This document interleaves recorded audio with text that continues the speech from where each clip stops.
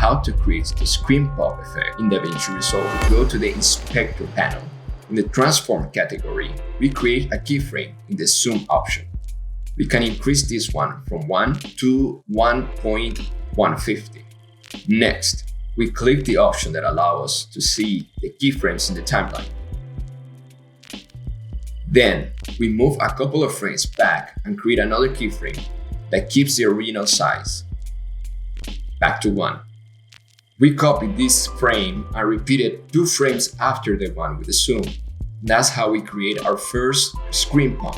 Now we can copy these keyframes by selecting them, pressing Ctrl and C or Command C if you have a Mac, and paste them in the other parts that we desire to have the screen pump effect.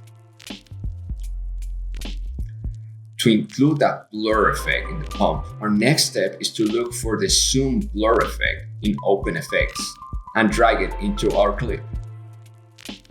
We repeat the same process by setting the middle keyframe to be higher by keeping it at 0.400 and the other 2 keyframes to be neutral by setting them to 0.